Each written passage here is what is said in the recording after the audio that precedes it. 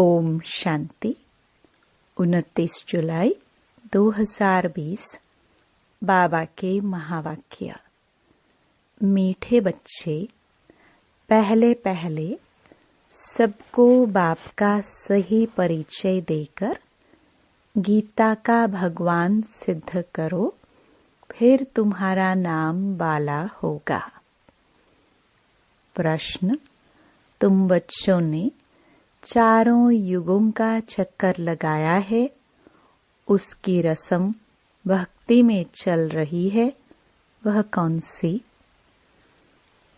उत्तर: तुमने चारों युगों में चक्कर लगाया, वह फिर सब शास्त्रों, चित्रों आदि को गाड़ी में रख चारों ओर परिक्रमा लगाते हैं, फिर घर में आकर सुला देते हैं।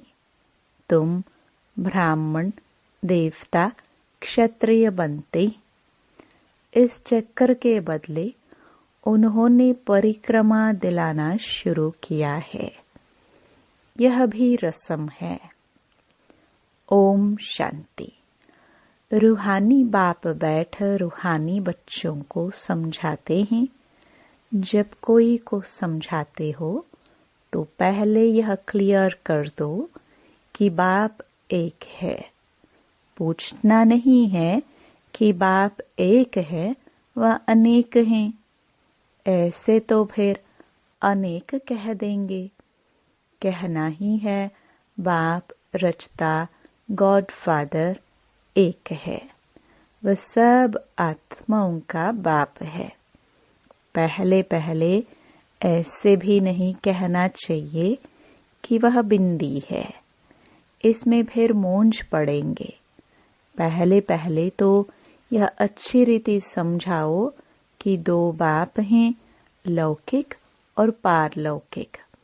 लौकिक तो हर एक का होता ही है, लेकिन उनको कोई खुदा, कोई गॉड कहते हैं।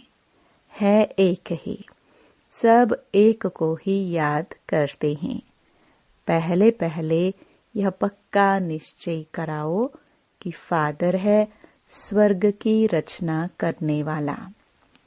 वह यहाँ आएंगे स्वर्ग का मालिक बनाने, जिसको शिव जयंती भी कहते हैं। यह भी तुम बच्चे जानते हो। स्वर्ग का रचता भारत में ही स्वर्ग रचते हैं, जिसमें देवी देवताओं का ही राज्य होता है। तो पहले पहले बाप का ही परिचय देना है। उनका नाम है शिव। गीता में भगवानुवाच है ना। पहले पहले तो यह निश्चय कराए लिखा लेना चाहिए। गीता में है भगवानुवाच, मैं तुमको राजयोग सिखाता हूँ, अर्थात नर से नारायण बनाता हूँ। यह कौन बना सकते हैं? जरूर समझाना पड़े। भगवान कौन है, फिर यह भी समझाना होता है। सतयुग में पहले नंबर में जो लक्ष्मी नारायण हैं, जरूर वही 84 जन्म लेते होंगे। पीछे फिर और धर्म वाले आते हैं। उन्हों के इतने जन्म हो न सके। पहले आने वालों के ही 84 जन्म होते हैं। सतयुग में तो कुछ सीखते नहीं हैं। जरूर संगम पर ही सीखते होंगे। तो पहले पहले बाप का परिचय देना है। जैसे आत्मा देखने में नहीं आती है, समझ सकते हैं, वैसे परमात्मा को भी देख नहीं सकते। बुद्धि से समझते हैं वह हम आत्माओं का बाप है।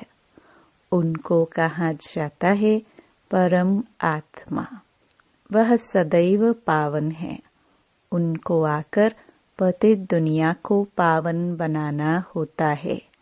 तो पहले बाप एक है, यह सिद्ध कर बताने से गीता का भगवान कृष्ण नहीं है, वह भी सिद्ध हो जाएगा। तुम बच्चों को सिद्ध कर बताना है। एक बाप को ही ट्रुथ कहा जाता है। बाकी कर्म कांड व तीर्थ आदि की बातें सब भक्ति के शास्त्रों में हैं।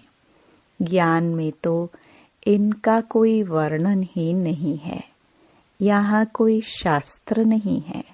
बाप आकर सारा राज समझाते हैं। पहले पहले तुम बच्चे इस बात पर जीत पाएंगे कि भगवान एक निराकार है, न कि साकार। परमपिता परमात्मा शिव भगवानुवाच, ज्ञान का सागर सबका बाप वह है। श्री कृष्ण तो सबका बाप हो नहीं सकता। वह किसी को कह नहीं सकता कि देह के सब धर्म छोड़ मामेकम याद करो। है बहुत सहज बात, परंतु मनुष्य शास्त्र आदि पढ़कर भक्ति में पक्के हो गए हैं। आजकल शास्त्रों आदि को गाड़ी में रख परिक्रमा देते हैं। चित्रों को, ग्रंथ को भी परिक्रमा दिलाते हैं, फिर घर में ले आकर सुलाते हैं। अभी तुम बच्चे जानते हो, हम देवता से क्षत्रिय, वैश्य, शूद्र बनते हैं। यह चक्कर लगाते हैं। चक्कर के बदले वह फिर परिक्रमा दिलाकर घर में जाए रखते हैं। उन्हों का एक मुकर्रर दिन रहता है जब परिक्रमा दिलाते हैं, तो पहले पहले यह सिद्ध कर बताना है कि श्री कृष्ण भगवानुवाच नहीं, परंतु शिव भगवानुवाच है। शिव ही पुनर्जन्म रहित है। वह आते जरूर है, परंतु उनका दिव्य जन्म है। भागीरथ पर आकर सवार होते हैं। पतितों को आकर पावन बनाते हैं। रचता और रचना के आदि मध्य अंत का राज समझाते हैं, जो नॉलेज और कोई नहीं जानते हैं। बाप को आप ही आकर अपना परिचय देना है। मुख्य बात है ही बाप के परिचय की। वही गीता का भगवान है। यह तुम सिद्ध कर बताएंगे तो तुम्हारा नाम बहुत बाला हो जाएगा। तो ऐसा पर्चा बनाकर उसमें चित्र आदि भी लगाकर फिर एरोप्लेन से गिराने चाहिए। बाप मुख्य मुख्य बातें समझाते रहते हैं। तुम्हारी मुख्य एक बात में जीत हुई तो बस तुमने जीत पाई। इसमें तुम्हारा नाम बहुत बाला हुआ है। इसमें कोई खिटपिट नहीं करेंगे। यह बड़ी क्लियर बात है। बाप कहते हैं, मैं सर्वव्यापी कैसे हो सकता हूँ? मैं तो आकर बच्चों को नॉलेज सुनाता हूँ। पुकारते भी हैं, आकर पावन बनाओ। रचता और रचना का ज्ञान सुनाओ। महिमा भी बाप की अलग, कृष्ण की अलग है। ऐसे नहीं शिव बाबा आकर फिर कृष्ण व नारायण बनते हैं, 84 जन्मों में आते हैं। नहीं, तुम्हारी बुद्धि सारी यह बातें समझाने में लगे रहनी चाहिए। मुख्य है ही गीता। भगवानुवाच है ना, तो जरूर भगवान का मुख चाहिए ना। भगवान तो है निराकार। आत्मा मुख बिगर बोले कैसे? तब कहते हैं, मैं साधारण तन का आधार लेता हूँ। जो पहले लक्ष्मी नारायण बनते हैं, वही 84 जन्म लेते लेते पिछाड़ी में आते हैं, तो फिर उनके ही तन में आते हैं। कृष्ण के बहुत जन्मों के अंत में आते हैं। ऐसे ऐसे विचार सागर मंथन करो कि कैसे किसको समझाए। एक ही बात से तुम्हारा नाम बाला हो जाएगा। रचता बाप का सबको मालूम पड़ जाएगा। फिर तुम्हारे पास बहुत आएंगे, तुमको बुलाएंगे कि यहाँ आकर भाषण करो। इसलिए पहले पहले अलफ सिद्ध कर समझाओ। तुम बच्चे जानते हो, बाबा से हम स्वर्ग का वर्षा ले रहे हैं। बाबा हर 5000 वर्ष बाद भारत में ही भाग्यशाली रथ पर आते हैं। यह है सौभाग्यशाली जिस रथ में भगवान आकर बैठते हैं। कोई कम है क्या? भगवान इनमें बैठ बच्चों को समझाते हैं कि मैं बहुत जन्मों के अंत में इसमें प्रवेश करता हूँ। श्री कृष्ण की आत्मा का रथ है ना, वह खुद कृष्ण तो नहीं है, बहुत जन्मों के अंत का है। हर जन्म में फीचर्स, ऑक्यूपेशन आदि बदलता रहता है। बहुत जन्मों के अंत में जिसमें प्रवेश करता हूँ वह फिर कृष्ण बनते हैं, आते हैं संगम युग में। हम भी बाप का बनकर बाप से वर्षा लेते हैं। बाप पढ़ाकर साथ ले जाते हैं और कोई तकलीफ की बात नहीं। बाप सिर्फ कहते हैं मामेकम याद करो। तो यह अच्छी रीति विचार करना चाहिए कि कैसे कैसे लिखे। यही मुख्य मिस्टेक है जिस कारण ही भारत अनराइटियस, इररिलीजियस, इंसॉल्वेंट बना है। बाप फिर आकर राजयोग सिखलाते हैं, भारत को राइटियस, सॉल्वेंट बनाते हैं, सारी दुनिया को राइटियस बनाते हैं। उस समय सारे विश्व के मालिक तुम ही हो। कहते हैं ना, wish you long life and prosperity. बाबा आशीर्वाद नहीं देते हैं कि सदा जीते रहो। यह साधु लोग कहते हैं अमर रहो। तुम बच्चे समझते हो अमर तो जरूर अमरपुरी में होंगे। मृत्यु लोक में फिर अमर कैसे कहेंगे? तो बच्चे जब मीटिंग आदि करते हैं तो बाप से राय पूछते हैं। बाबा एडवांस राय देते हैं। सब अपनी अपनी राय लिख भेजे, फिर भल इकट्ठे भी हो। राय तो मुरली में लिखने से सबके पास पहुंच सकती है। 2-3 हजार खर्चा बच जाए। इन 2-3 हजार से तो 2-3 सेंटर खोल सकते हैं। गांव गांव में जाना चाहिए, चित्र आदि लेकर। तुम बच्चों का जास्ती इंटरेस्ट सूक्ष्म वतन की बातों में नहीं होना चाहिए। ब्रह्मा, विष्णु, शंकर आदि चित्र हैं तो इस पर थोड़ा समझाया जाता है। इन्हों का बीच में थोड़ा पाठ है। तुम जाते हो, मिलते हो, बाकी और कुछ है नहीं। इसलिए इसमें जास्ती इंटरेस्ट नहीं लिया जाता है। यहाँ आत्मा को बुलाया जाता है, उनको दिखाते हैं। कोई कोई आकर रोते भी हैं, कोई प्रेम से मिलते हैं, कोई दुख के आंसू बहाते हैं। यह सब ड्रामा में पार्ट है जिसको चिट चैट कही जाए।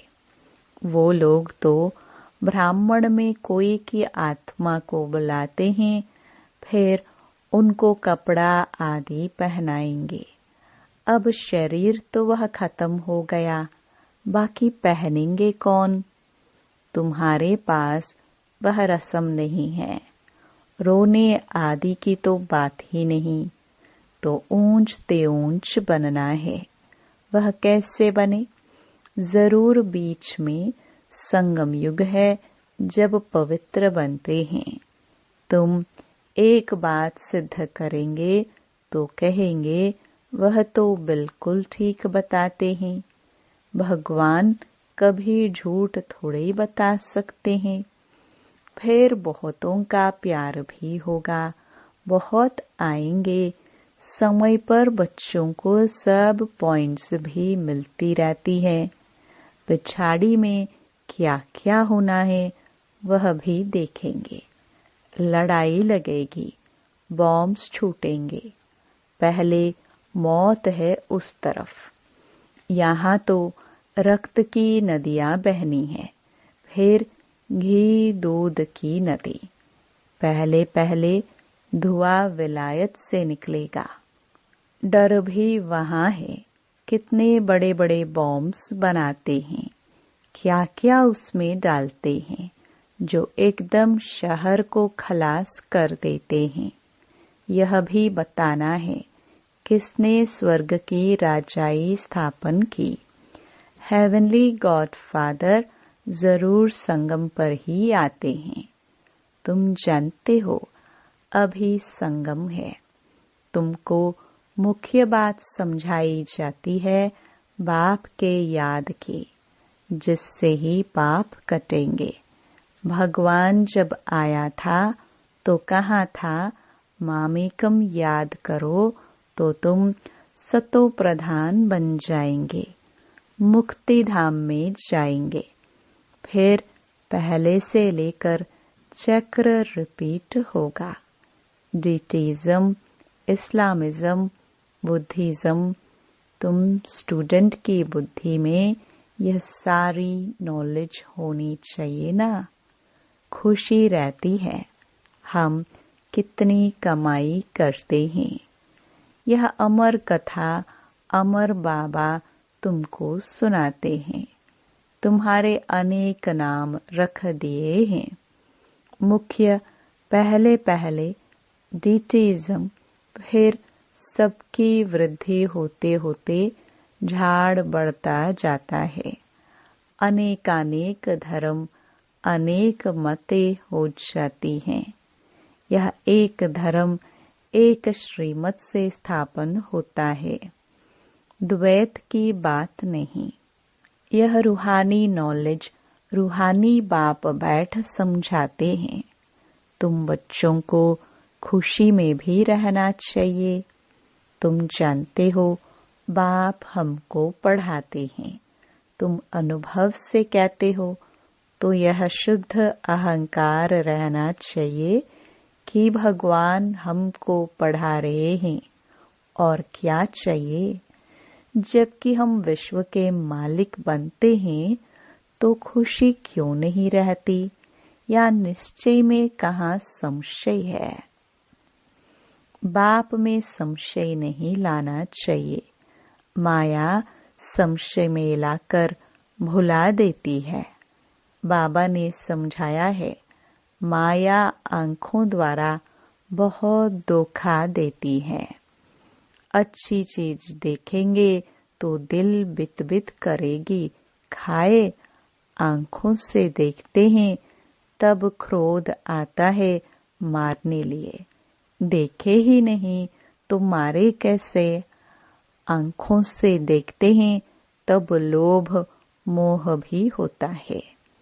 मुख्य धोखा देने वाली आंख है। इन पर पूरी नजर रखनी चाहिए। आत्मा को ज्ञान मिलता है तो फिर क्रिमिनल पना छूट जाता है। ऐसे भी नहीं आंखों को निकाल देना है। तुम्हें तो क्रिमिनल आई को सिविल आई बनाना है। अच्छा, मीठे मीठे सिखिलदे बच्चों प्रति माता पिता बाप दादा का याद प्यार और गुड मॉर्निंग।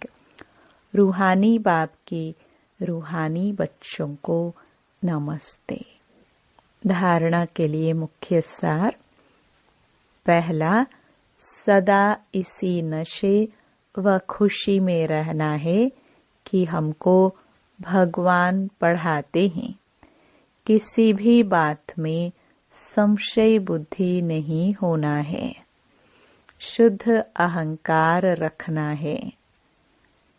दूसरा, सूक्ष्म वतन की बातों में ज्यादा इंटरेस्ट नहीं रखना है। आत्मा को सतो प्रधान बनाने का पूरा पुरुषार्थ करना है। आपस में राय कर सबको बाप की सही पहचान देनी है। वरदान, संगम युग के महत्व को जान एक का अनगिनत बार रिटर्न प्राप्त करने वाले सर्व प्राप्ति संपन्न भव। संगम युग पर बाप दादा का वायदा है, 1-2 लाख लो। जैसे सर्वश्रेष्ठ समय, सर्वश्रेष्ठ जन्म, सर्वश्रेष्ठ टाइटल इस समय के हैं, वैसे सर्व प्राप्तियों का अनुभव अभी ही होता है।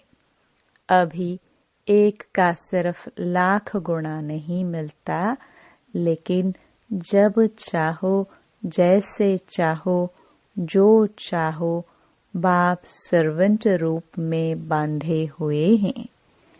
एक का अनगिनत बार रिटर्न मिल जाता है, क्योंकि वर्तमान समय वरदाता ही आपका है।